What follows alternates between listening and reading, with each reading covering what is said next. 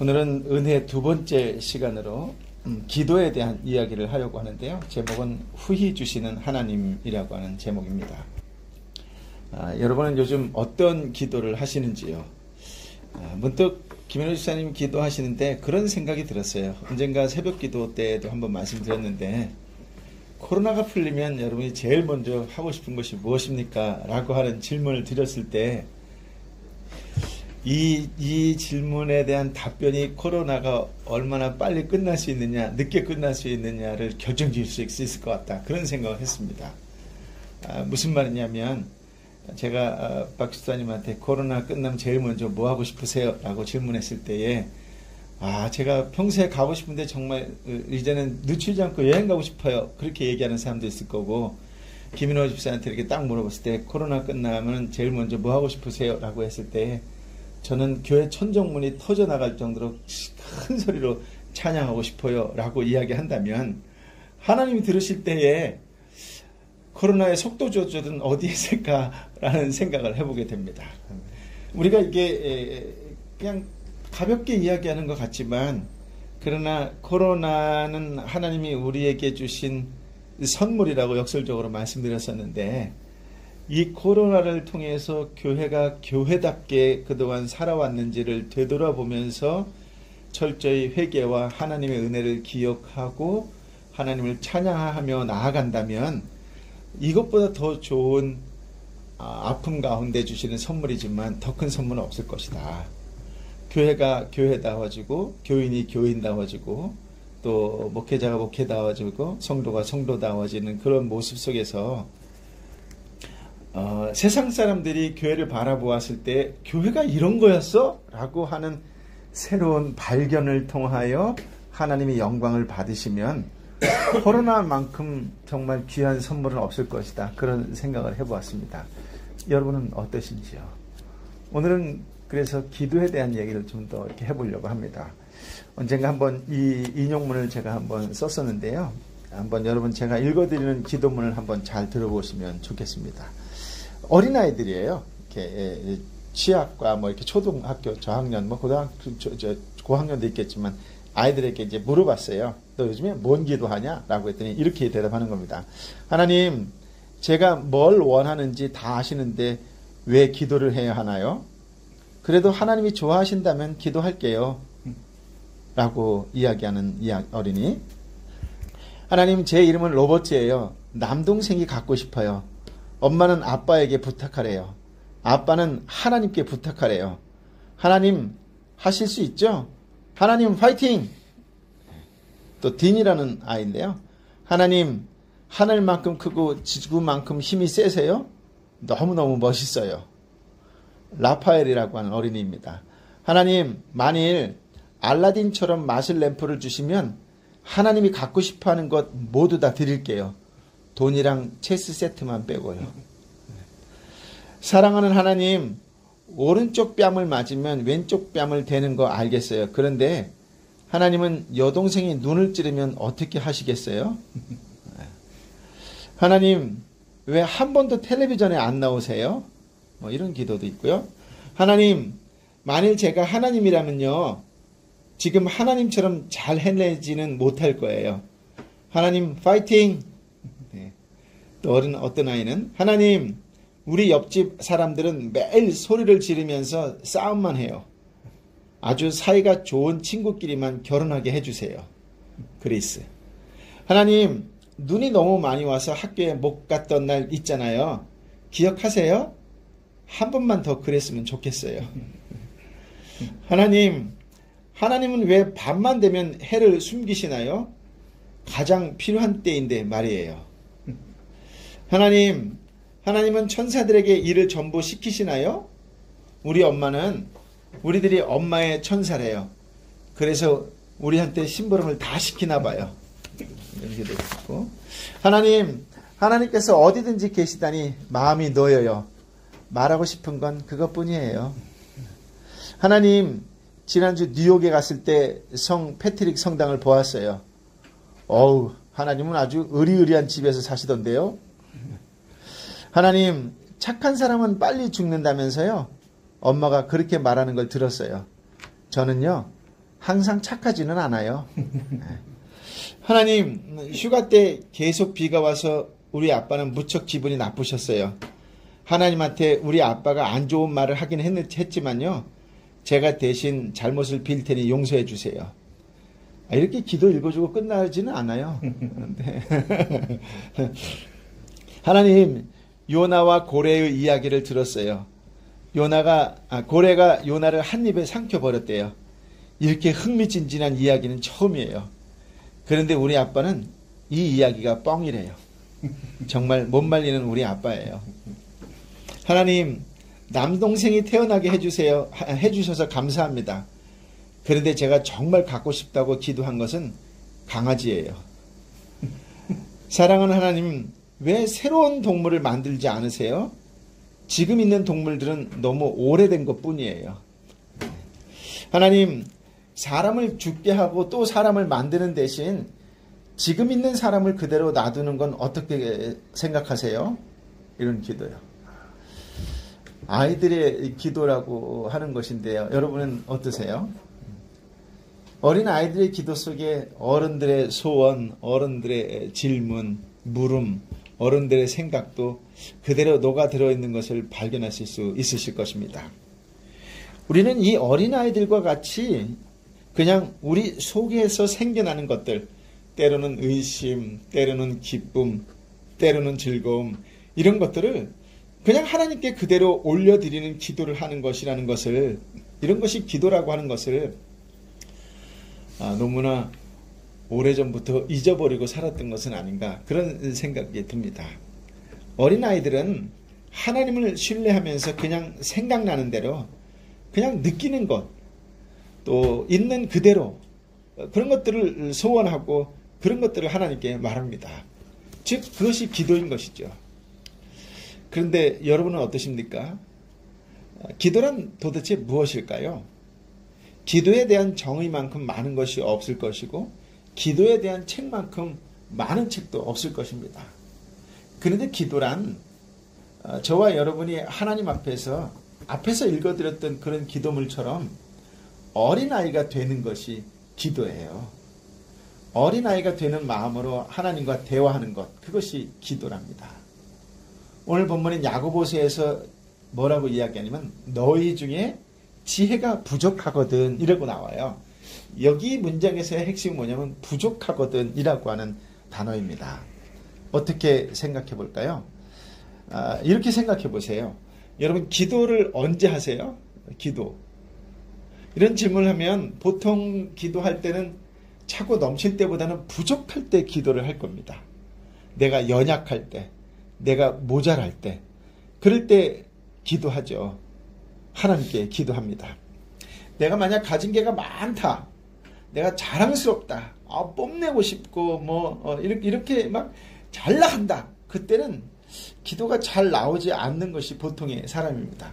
역설적인 사람도 내가 한번 만난 적이 있어요. 제가 아주 친한 분이었는데요. 그분은 한국에서는 한 1%인지는 모르지만 최소한 10% 안에 드는 부유한 사람이었어요. 집도 그 정도의 규모와 가격대의 사람이고 남편의 직업도 아주 연봉이 1년에 몇십억 되는 사람이었고, 그런데 이분이 놀랍게도 새벽 예배를 한 번도 안 빠져요. 그래서 제가 슬쩍 가서 물어봤어요. 누나, 내가 뭐라고 기도하는지 맞춰볼까? 그랬어요. 그랬더니 씩 웃으면서 맞춰보래요. 지금이 조사원이지? 헉 그러는 거예요. 자기는 바라는 게 없대요. 그냥 하나님 지금이 너무 좋습니다. 감사합니다. 이대로만 살게 해주십시오. 이게 기도 제목이야. 근데 놀라운 건 새벽기도를 안 빠져.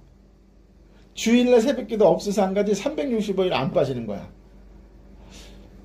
좀 이상한 예를 들었나요?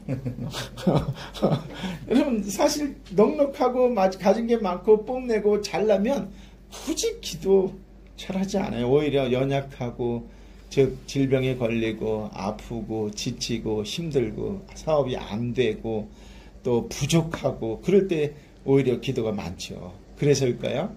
오늘 본문 말씀에서 누구든지 지혜가 부족하면 이런 말로 시작을 해요. 즉 무슨 말이냐면 하나님 제가 아직은요, 제가 더 성장해야 되고요. 지금 이것 갖고는 스스로 만족할 수가 없어요. 그럴 때 하나님 앞에 머리를 숙이지요. 신앙이 언제 즐거워지는지 아세요 혹시? 여러분처럼 오래된 사람들에게는 이게 정말 신선한 질문이 안 될 수도 있지만 오히려 신선할 수도 있을 것입니다. 신앙, 예수 그리스도를 믿는 것이 언제부터 마음속에 기쁨이 될까요? 여러 가지가 있겠지만 하나님 앞에 기도하는 법을 배우게 될 때 그때 신앙의 기쁨과 신앙의 즐거움이 생겨나요. 특별히 나의 부족한 점을 하나님께 아뢰는 것, 하나님과 대화하는 것, 그것이 내 삶 속에 자랑스럽게 스며들게 될 때, 와, 예수님 믿는 것이 이렇게 즐거운 것이고 예수님과 대화하는 것이 이렇게 보람 있는 것이었어? 라는 사실을 깨닫게 되는 것이죠.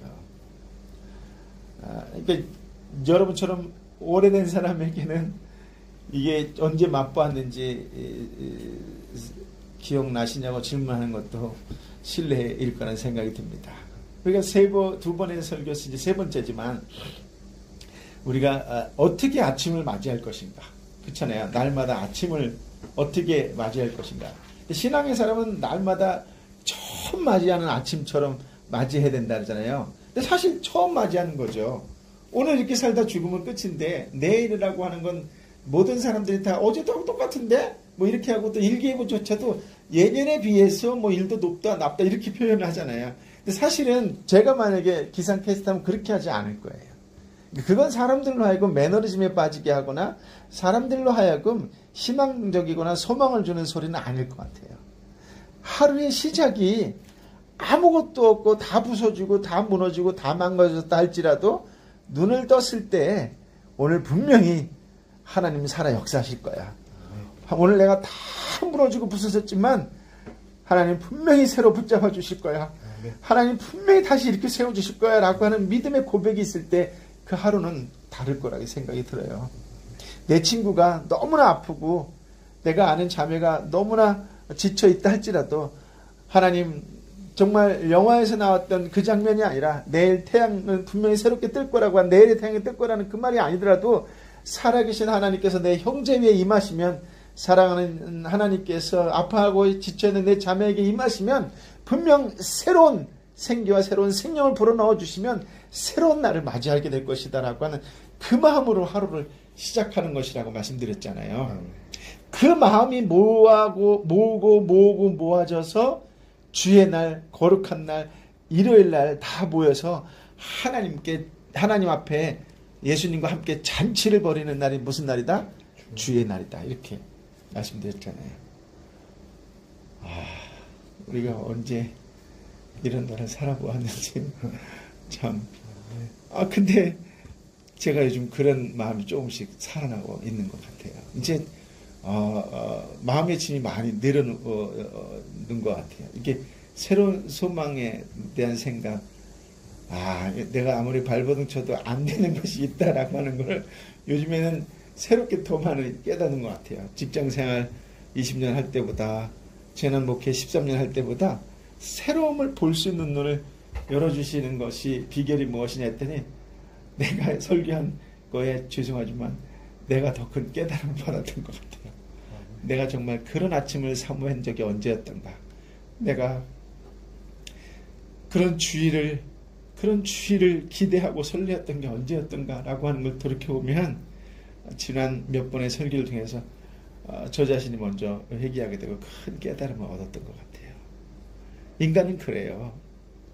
내가 부족할 때 예배 가운데 임하신 하나님 만났을 때 기도할 때 하나님 만져주시는 그 부드러운 터치를 경험할 때 예수 믿는 게 이런 거였구나. 예수 믿는 게 이런 거였지 라고 하는 그 기쁨과 그 환희와 그 보람을 새로 경험하는 것, 그것이 기도라고 하는 것입니다.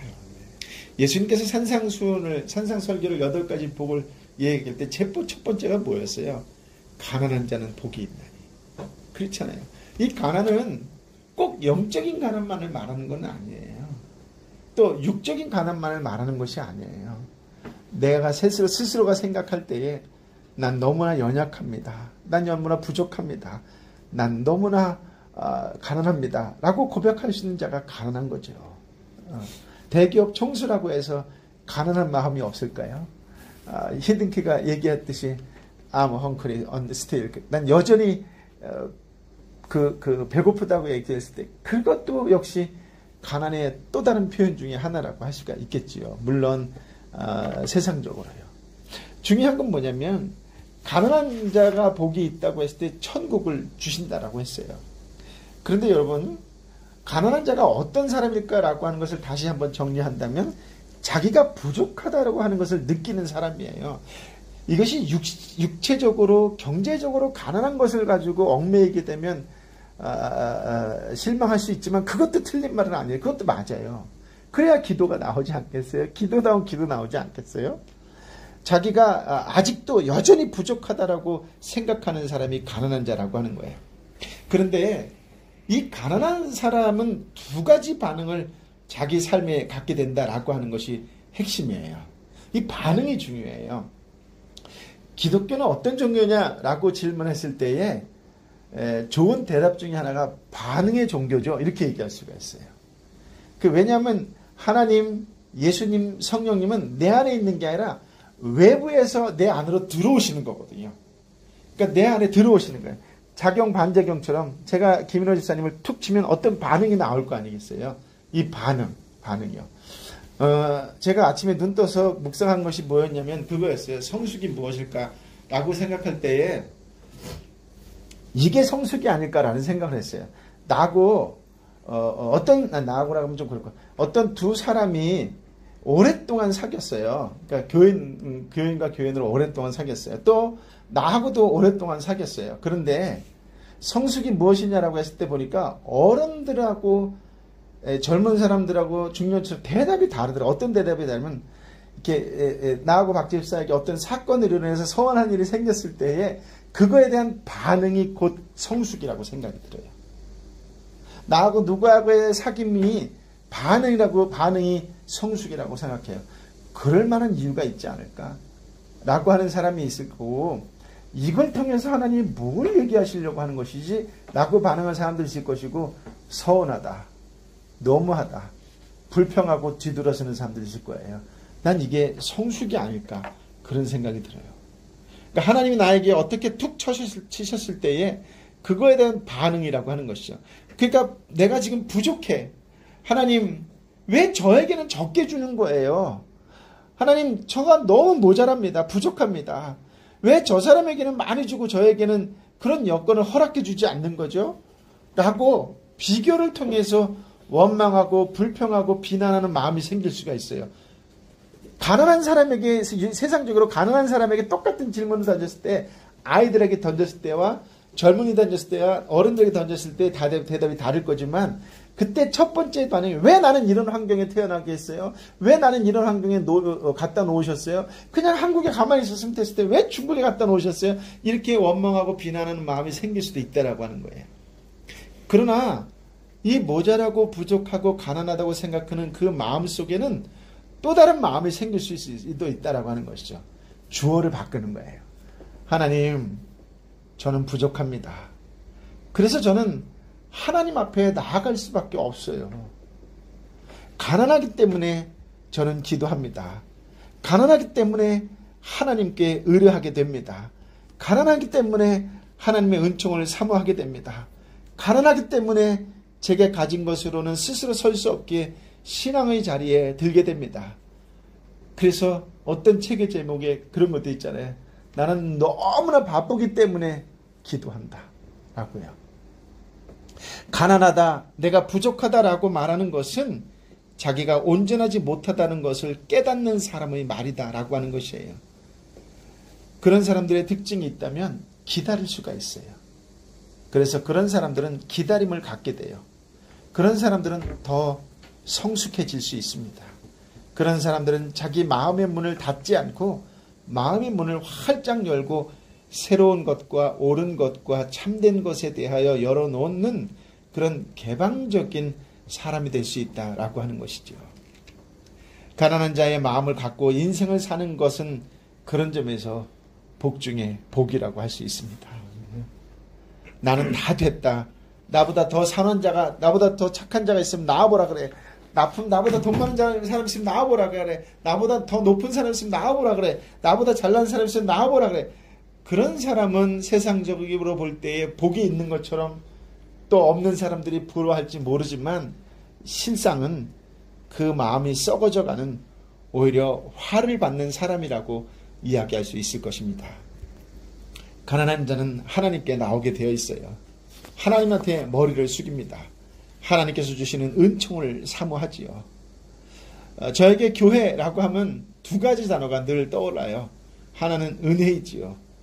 하나님은 은혜라는 말을 제 마음속에 떠올릴 때마다 감사하고 감격하게 됩니다. 가장 대표적인 것이 무엇이냐면 이 자리예요. 내가 예배의 자리에 가면 누구를 만날 수 있다라고 하는 것이요. 내가 예배의 자리에 가면 누구를 만날 수 있다라고는 기대감이 있다는 거죠. 사실 오늘 이제 이렇게 한 3명 정도 예수 안 믿는 사람들이 오게 돼 있었는데 그 중에 이렇게 같이 와야 될 저기 한 중에 부모님, 어머니인가 아버지인가 누가 돌아가셨어요. 그러다 보니까 이제 이게 막 엉키게 된 거죠. 하나님의 때가 아니었구나 이런 생각이 드는 거죠. 그런 기대감. 또 한 가지 그래도 부족하고 연약하고 아무것도 아니지만 내가 전하는 말씀을 하나님이 주시는 말씀이라고 믿고 기대하는 성도가 있다는 거.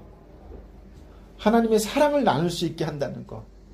무엇보다 내가 가장 주님 앞에 헌신할 수 있는 자리라고 생각되어지는 충성의 자리라고 생각되어지는 이 자리가 하나님께 감사와 영광을 돌릴 수밖에 없다라고 하는 것이죠. 즉 하나님의 은혜만 생각하면 아무리 큰 불평도 그 순간 싹 사라진다라고 하는 것이에요. 목회자에게 강대성의 의미가 무엇이냐라고 했을 때 저는 계단 하나 밟을 때 전기가 오더라고요. 성령의 터치가 그냥 막 오더라고요. 그것이 중독되어서 표현하기가 어렵더라고요. 네. 그러니까 말씀을 준비할 때만 해도 사실 저는 그렇게 큰 은혜가 온다 이런 적은 이렇게 없는 적은 없지만 설교만큼 많이 오지는 않아요. 근데 제가 해놓고도 언제 감동이 되냐면 이게 좀 굉장히 우스운 얘기인지 모르겠는데 다 설교하면서 스스로 놀랄 때가 더 많아요. 이게 말이 되나? 되게 부끄러운 얘기지만 저 그럴 때 굉장히 많아요. 제가 매일 준비하잖아요. 근데 어떤 때는 이 녹음을 3번 하고 4번 할 때도 있어요. 그러면 한 번 할 때 20분인데 실패하면 40분 되고 물론 이렇게 딱딱 끊어지지 않지만 어떤 때는 그것만 하다 2시간 넘게 걸릴 때도 있어요. 물론 안 올라가서 이제 여기가 인터넷이 안 좋아서 안 올라가서 3시간 저기 그런 적도 있는데 그때 놀란 게 뭐냐면 보다 깨달았고 발견되는 게 굉장히 많아요. 그게 막 쌓이는 거죠, 저한테. 주일 설교도 사실은 제가 이렇게 전에도 말해요. 월요일날 오늘 이렇게 딱 끝나면 다음에 이 은혜 3번째는 그러면 뭐 해야지 이런 생각이 들면 그때부터 머릿속에 갖고 있는 거예요. 계속 이렇게 저는 갖고 온 게 노트북 한 권밖에 없어요. 책도 서너 권 갖고 왔는데 그건 뭐 책 보지도 않아요. 잠 안 올 때 수면용으로나 볼까 뭐. 근데 눈이 아파서 뭐 그것도 많이. 그러니까 인터넷에 제가 이제 거기다가 이렇게 이북으로 이렇게 평생회원 가입한 게 있어서 이북을 언제든지 볼 수 있거든요. 그러니까 이북으로 이렇게 보는 거예요. 그러니까 하루 종일 봐요. 저는 드라마도 많이 봐요. 요즘에 그 격리할 때 드라마 보니까 재밌던데? 그치 원래도 옛날부터 잘 봤어요 가끔. 그 드라마도 열심히 보고 영화도 보다 재미없으면 안 보죠. 어쨌든 뭐 그러다 하다가도 어쨌든 컴퓨터 가장 많은 생활을 하지만 가장 그런 걸 통해서 기쁨과 즐거움을 뭐 잠깐 뭐 이렇게 할지 모르겠지만 가장 큰 은혜는 언제냐라고 한다면 전할 때예요. 그래서 제가 성경 공부하고 싶어 얼마나 하고 싶어 하겠어요. 그렇잖아요. 설교는 한 번밖에 할 수가 없지만 아니 매일 또 새벽을 하지만 어쨌든 그러니까 여러분들 이렇게 제가 말씀드리고 싶은 건 뭐냐면 쓰는 습관을 한번 가져보세요. 새벽 예배를 이렇게 듣지만 말고 이렇게 써버릇하면 이 생각지도 않은 놀라운 깨달음을 경험할 수 있을 것입니다. 저처럼 이렇게 보세요. 다 써요. 완벽하게 다 씁니다. 물론 제가 오늘 몇 장을 준비했냐면은 12장을 준비했는데 지금 4장 했습니다. 네, 물론 이렇게 하다 또 끝날 수도 있고 뭐 이렇게 하다 보면 한 시간 할 수도 있고 이런 건데 근데 제가 말씀드리고 싶은 것은 제가 깨달은 비결을 공유하고 싶은 거죠. 저는 뭐 혼자 이렇게 하고 이런 거 별로 안 좋아해요. 저는 답을 알아도 질문해요. 질문하는 이유는 간단해요. 내가 아는 답이 50대의 답이 아닐 거라고 하는 생각을 때문에 그래요. 저는 내가 아는 답이라도 30대의 친구한테도 물어보고 40대에도 물어보고 가끔은 20대에게도 물어봐요. 20대에는 물어보니까 거꾸로 나한테 질문을 하더라고요. 그래서 제가 충격을 먹었어요. 내 말이 어려웠나? 못 알아들었나? 뭐 이런 생각도 하면서. 예. 그러니까 그렇게라도 안 해보면 소통할 길이 완전히 없겠다 이런 생각이 드는 거죠. 그러니까 자꾸 물어보는 거야. 알아도 물어보고 뭐라도 물어보고. 왜냐하면 그 세대의 생각이 나하고 다를 수 있다라는 것 때문에 그렇다는 거죠. 그러니 설교를 불특정한테 한다는 것이 얼마나 어렵겠어요. 그래서 성령의 터치가 없이는 이해하기 어렵죠. 다 졸지 않으면 감사할 뿐이죠. Anyway, 그래서 반응에 대해서 원망과 불평이 제가 얘기하는 거는 말씀을 묵상할 때, 말씀을 특별히 전달할 때에 다 사라지더라고요. 이거보다 더 큰 은혜는 없다는 생각이 들어요. 또 한 가지가 있다면 뭐하냐면 불만족이라는 단어예요. 저는 이런 기도를 해요. 하나님, 아직도 저에게 지혜가 부족합니다. 아직도 말씀을 증거할 때 하나님의 뜻을 깨닫는 능력이 부족합니다. 아직도 기도가 부족합니다. 하나님, 사랑의 모습이 저에게 부족한 것을 느낍니다. 하나님, 아직도 주님의 품성을 담기에는 너무 멉니다. 너무 빨리 분노하고 너무 빨리 원망하고 오래 참지 못하고 하는 이런 모습 속에 주님의 성품을 닮아가게 하시옵소서라고 하는 저 자신에 대한 불만족이 있다는 것이죠. 여러분, 우리에게 있는 이 불만족의 마음이 그냥 불만족으로만 있다면 불평이 되고 원망이 되는 거라고 말씀드렸죠. 원망과 불평이 되지만 그러나 이 불만족을 어떻게 하면 거룩한 불만족을 변화된다 그랬죠? 기도하면 불만족을 기도로 하나님께 토해내면 기도가 승화되어 고백이 되고 기도를 통하여 불만족이 승화되어 거룩한 불만족이 된다는 거예요. 그러니까 이 불만족, 원망과 불평을 누구에게 하느냐에 따라서 그것이 나의 잘못된 습관으로 자리 잡을 수도 있고 누구에게 하느냐에 따라서 거룩한 불만족이 될 수 있다라고 하는 것이에요. 하나님, 저에게 이렇게 부족한 점이 있습니다. 하나님, 이것을 주님 앞에 아뢰오니 도와주십시오. 그러므로 성도는 주어가 항상 중요해요. 하나님 하고 하는 불평과 원망은 하나님께 드리는 기도가 된다라고 하는 것이에요. 앞서 어린아이들의 기도 들어보셨잖아요. 우리는 유치하다고 생각할지 모르겠지만 가장 정직한 기도일 거예요. 기도를 통하여 하나님께 아뢰는 불만족은 비평이나 불평이나 원망이나 탄식이나 조롱이 아니라 하나님 앞에서 더 성숙된 길로 나아가게 할 수 있게 하고 그것을 통해서 하나님께서 저와 여러분을 세워주시는 은총의 내용이 된다라고 하는 것이에요. 그래서 여러분들 이런 기도 한번 해보세요. 하나님께서 제 인생에 가장 우선이 되어주세요. 하나님, 제 인생의 다른 어떤 것이 주님보다 앞서가지 않게 도와주세요 라고 하는 기도를 한번 해보세요. 이런 마음으로 하나님께 기도하면서 여러분이 가지고 있는 불만족을 하나님께 아뢰 수 있다면 하나님께서 분명히 도와주실 것입니다. 여러분 속에 하나님의 은혜와 하나님의 은총과 하나님의 역사를 직접 경험하게 함으로써 하나님의 은혜는 저와 여러분에게 감사와 감격과 만족을 갖게 할 것입니다. 아니, 늘 갖게 할 것입니다. 동시에 거룩한 불만족은 우리가 여기에서 이제 다 됐다라고 스스로 착각하지 않게 하고 한 걸음 한 걸음 주님이 원하시는 곳을 향해서 나아갈 수 있도록 해줄 것입니다. 여기에서 우리는 하나님은 어떤 하나님이신지에 대한 하나님에 대한 이해, 그 이해가 좀 전제가 되어 있어야 한다라고 하는 것도 꼭 아실 필요가 있어요. 그래서 오늘 본문에서 하나님이 어떤 분이라고 하는 것을 소개해주고 있다는 것을 발견할 수 있을 것입니다. 5절에 보면 하나님께서 어떤 하나님이라고 할 때요, 하나님으로 나오세요. 우리가 기도할 때 후히 주시는 하나님이라고 나와요. 후히 주시는 하나님. 꾸짖지 아니하시는 하나님이에요. 하나님의 가장 큰 특징이 뭐다? 꾸짖지 아니하시고 후해 주시는 하나님이다. 어떨 때? 기도할 때. 우리를 넉넉하게 용납하시는 우리의 하나님을 깨달으면서 기도하는 법을 배워 나아가야 한다라고 하는 것이죠. 하나님의 음성을 듣기까지라고 하는 책이 있는데요. 마릴린 혼치라고 하는 여성이 쓴 책이에요. 거기에 이런 대목이 나오는데요. 남편 폴은 처음 만날 때부터 지금까지 나의 기도의 응답입니다. 우리 아이들, 그들이 아니었다면 이 책을 제대로 쓸 수 없었을 것입니다. 라고요. 이 여인에 대해서 좀 더 소개한다면 이 마릴린이라고 하는 여성은 10대에 어머니가 유방암으로 죽는 모습을 옆에서 지켜보게 돼요. 그러면서 그 엄마 옆에서 하나님께 항의하는 거예요. 하나님이 정말 살아계신다면 제 어머니를 살려달라고 그렇게 기도를 해요. 그러면서 마릴린이 이렇게 얘기합니다. 우리 어머니는 늘 기도하셨던 분이라는 거 하나님 아시지 않아요? 하나님, 우리 어머니가 성경 공부도 가르쳐 주셨어요. 복음을 누구보다도 아주 잘 증거하는 분이셨어요. 저는 하나님께 고백했습니다. 하나님, 제 나이 10대예요.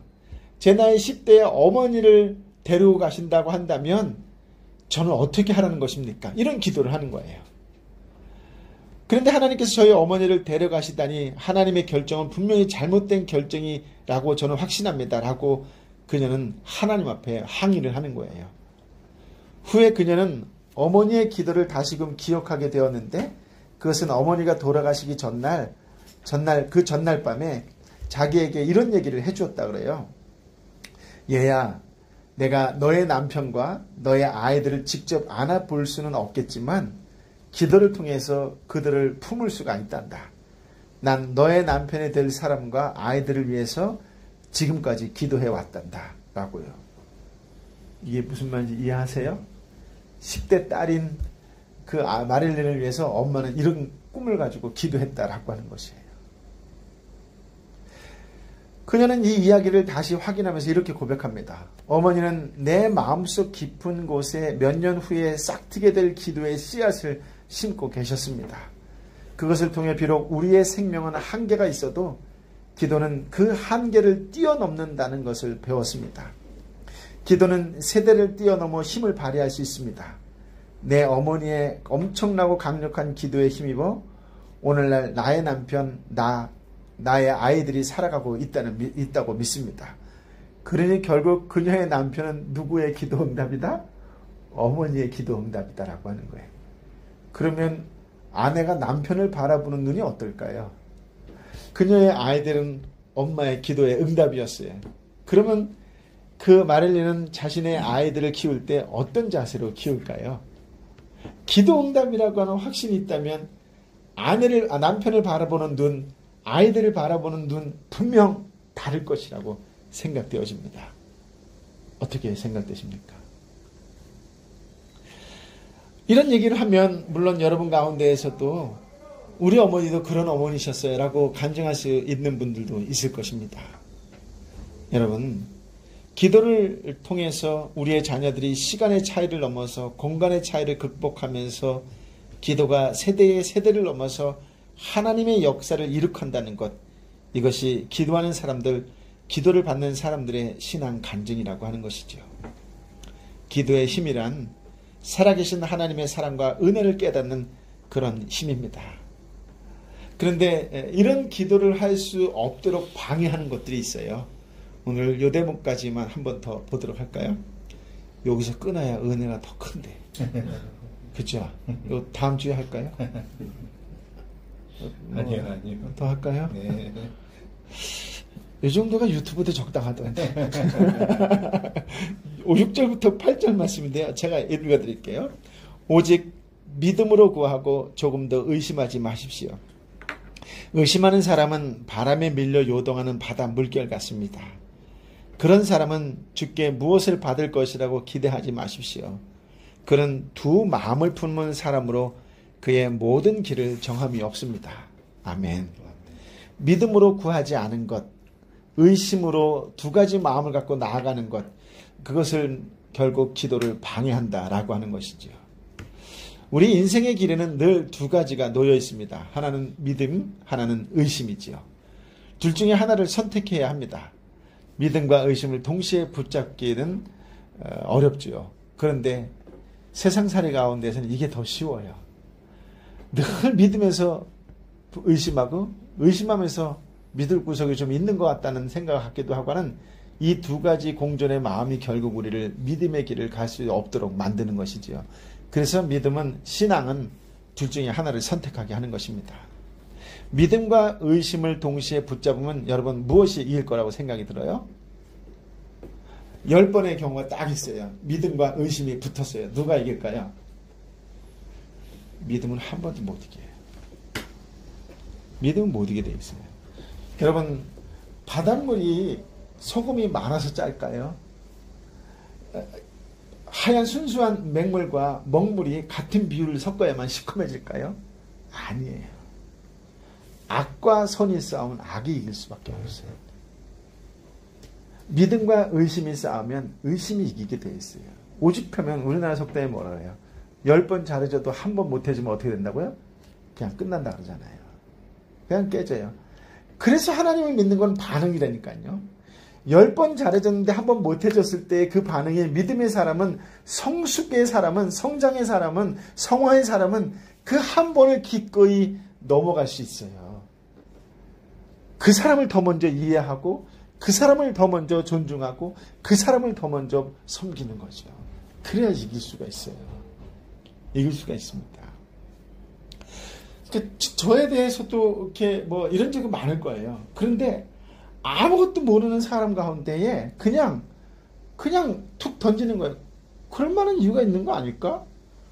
또 내가 직접 듣지 않았는데 그게 무슨 의미가 있을까? 라고 하는 사람도 있지만, 그러나 그것을 또 동네방네 다 또 이렇게 연탄이 큰 눈사람이 되듯이 하는 사람도 있어요.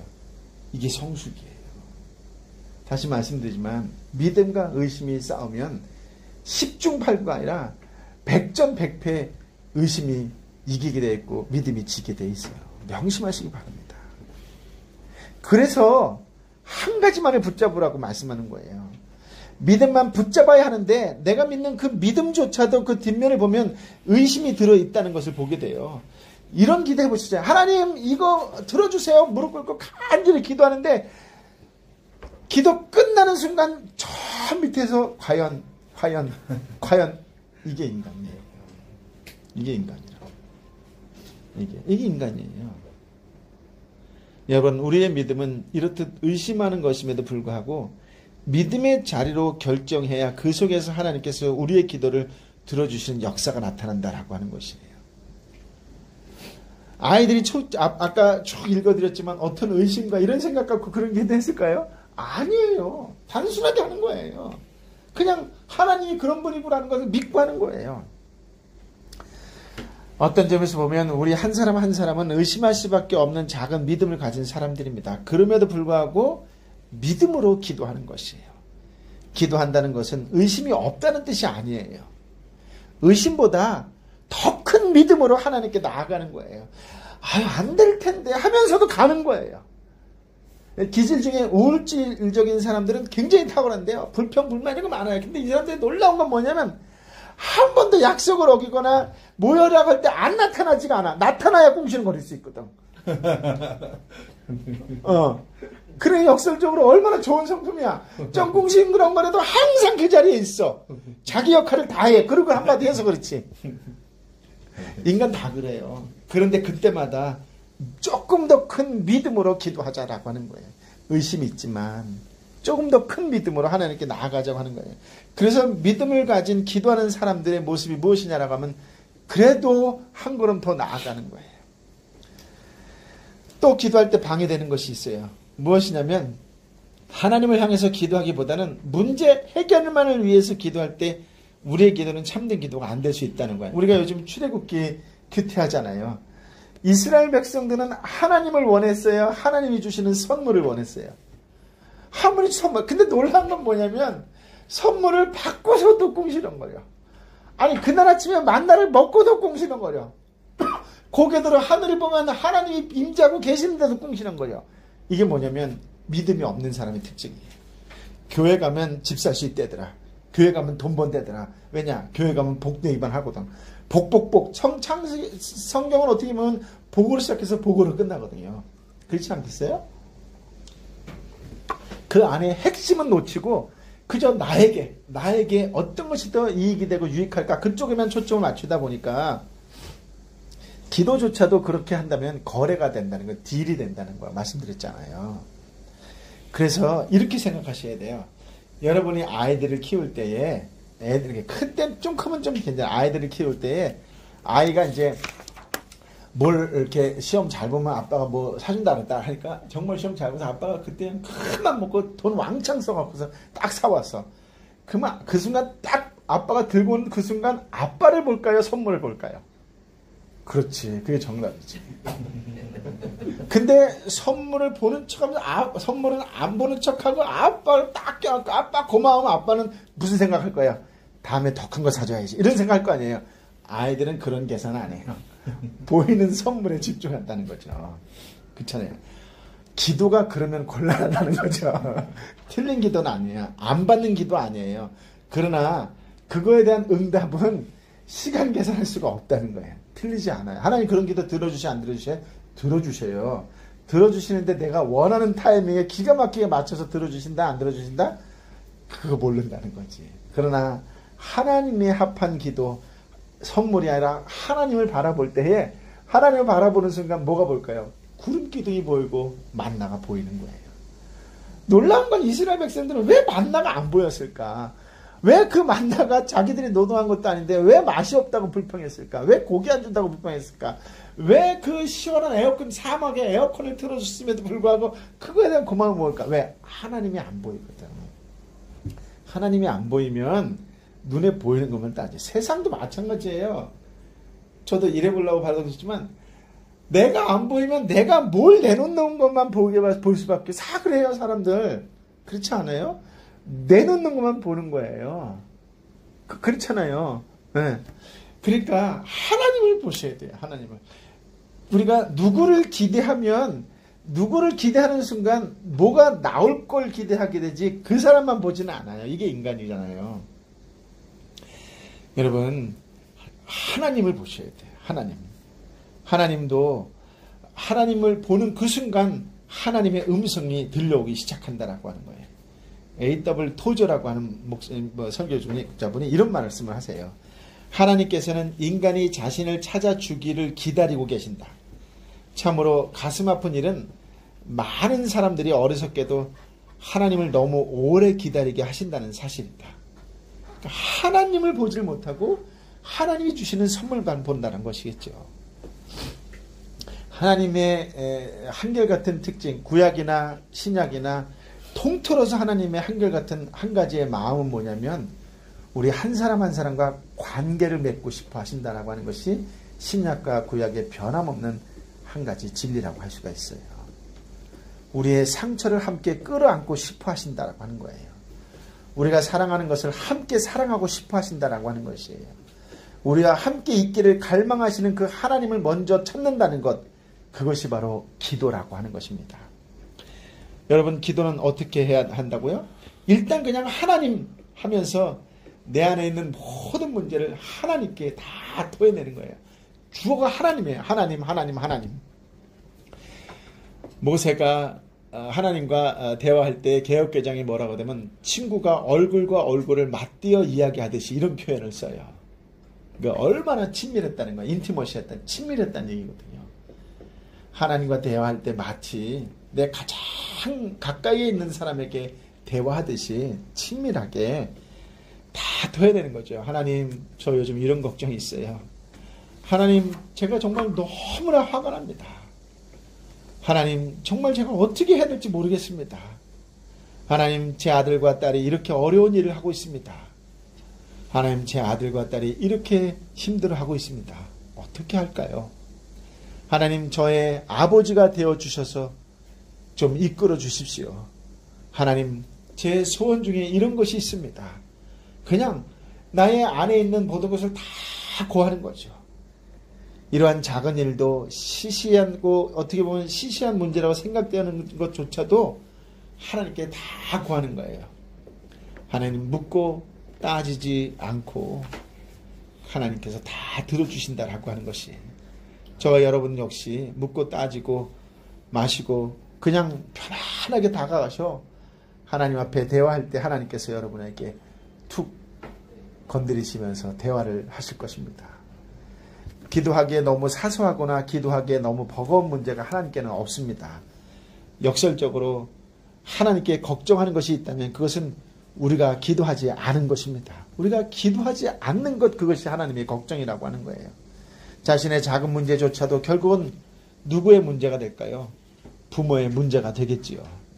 자식의 큰 문제라 할지라도 부모가 걱정할 것입니다. 여러분, 언젠가 말씀드렸는데 마틴 루터가 이런 얘기를 해요. 아주 기가 막힌 얘기입니다. 잘 적으세요. 하나님께 기도하라. 그리고 그 다음에는 하나님이 근심하게 하라. 이런 말을 해요.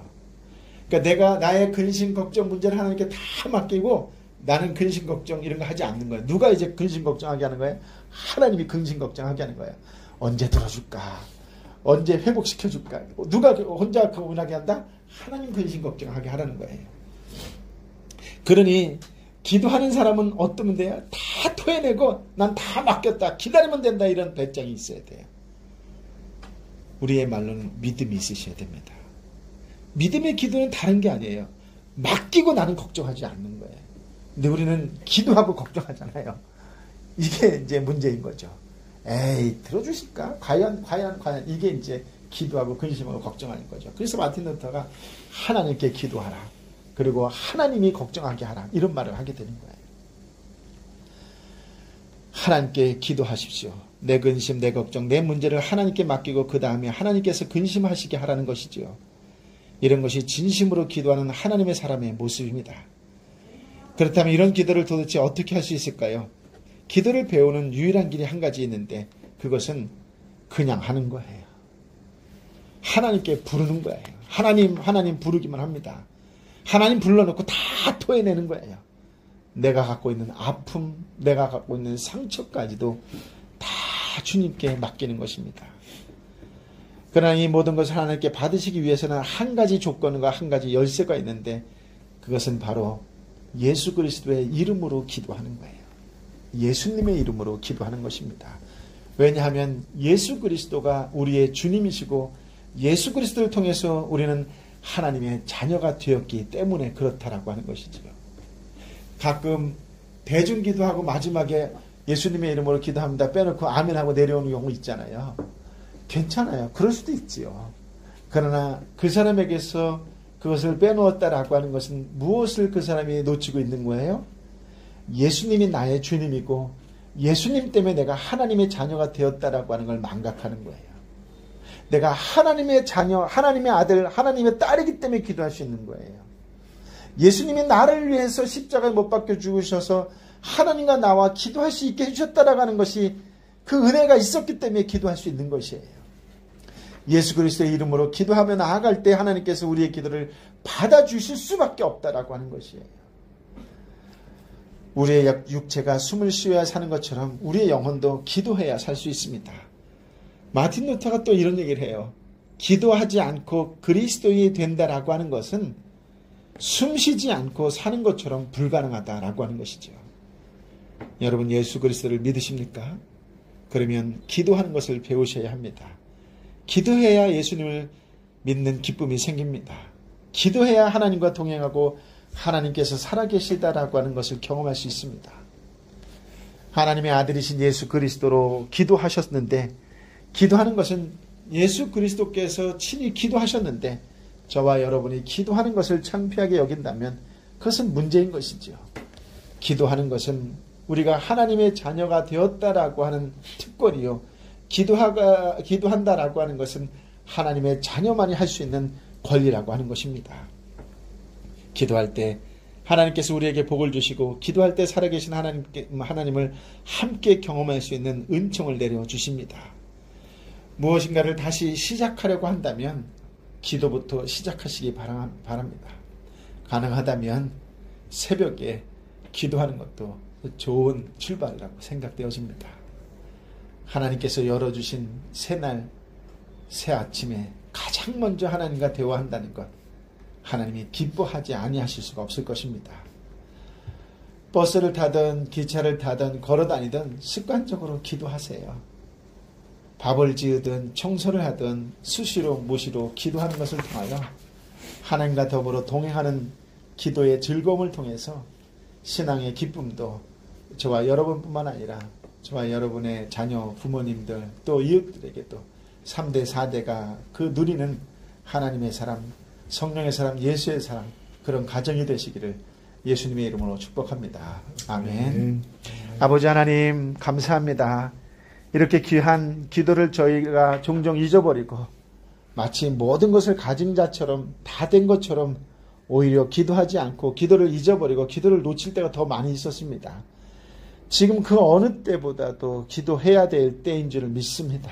그 어느 때보다도 큰 목소리로 찬양해야 될 때인 줄 믿습니다. 그 어느 때보다도 예배해야 될 때인 줄 믿습니다. 하루의 시작을 기도로 찬양으로 예배로 시작하는 거룩한 하나님의 사람들 되게 하여 주옵소서. 아버지 하나님, 우리의 죄를 용서해 주신 아버지 하나님, 그 하나님의 은혜를 아는 자답게 하루의 시작을, 하루의 마무리를 기도와 찬양과 예배로 시작하고 마무리 할 수 있는 하나님의 사람, 성령의 사람, 예수의 사람들 되게 하여 주옵소서. 어린아이처럼 모든 것을 다 쏟아내어 놓을 수 있는 진실한 그리스도인, 진실한 중보자가 되게 하여 주옵소서. 이 땅에 아프고 힘들고 지쳐있는 연약한 이웃들을 위하여 기꺼이 한 번 더 눈물을 흘려하며 기도해 줄 수 있고 토닥거려주며 줄 수 있는 성령의 터치를 경험한 사람들다운 삶을 살아가는 그리스도의 향기들이 되게 하여 주옵소서. 이제는 길이여 진리여 생명 되신 우리 주님 예수 그리스도의 은혜와 아버지 하나님의 크신 사랑과 성령 하나님의 위로역사 교통 충만하시니 기도의 사람으로 살겠습니다. 가장 먼저 기도하는 자여 가장 마지막 순간까지도 기도하는 자로 살겠습니다. 이 땅에 아파하고 힘들어하고 지쳐있는 내 형제와 자매를 위하여 기도하겠습니다. 중보하는 그리스도인 신실한 하나님의 자녀로 살겠습니다라고 다시 한번 결단하며 하나님 앞에 나아가는 하나님의 사람들, 또 세상 속에 그 그리스도의 사랑을 나누어 주려고 달려가는 하나님의 사람들 한 사람 한 사람 머리 위에 이제부터 영원토록 함께하여 주옵기를 간절히 축원하옵나이다. 아멘. 아멘.